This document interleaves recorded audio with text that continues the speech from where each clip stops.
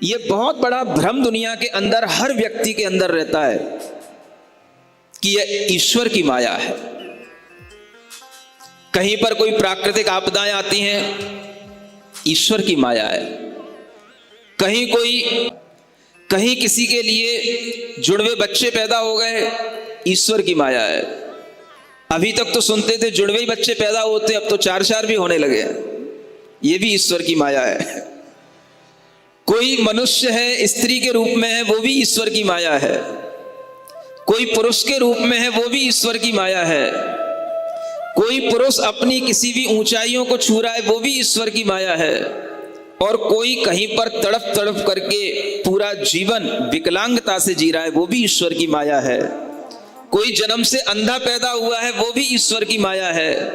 और इस संसार में गांव के गांव एक साथ मिट जाते हैं, वो भी ईश्वर की माया है। सब ईश्वर की माया है। सुन रहे हो? ये ईश्वर की माया नहीं है, ये सब कर्म का साया है, कर्म का साया है। इसे जब तक ईश्वर की माया मानते रहोगे, तब तक आपकी बुद्धि में एक बहुत बड़ा भ्रम पैदा होता रहेगा, और उस भ्रम के कारण से आपकी बुद्धि कभी भी सम्यक नहीं हो सकती। और जिस दिन आप ये सोच लोगे ये सब कर्मों के साए हैं, हम जो कर्म करते हैं उसी का यह साया माने उसी की छाया है और कुछ नहीं है।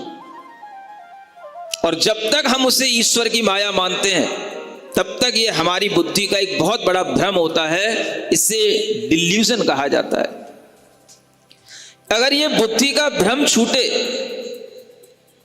हम संसार के यथार्थ स्वरूप को समझें, तो हमारा ज्ञान सम्यक ज्ञान बन जाए।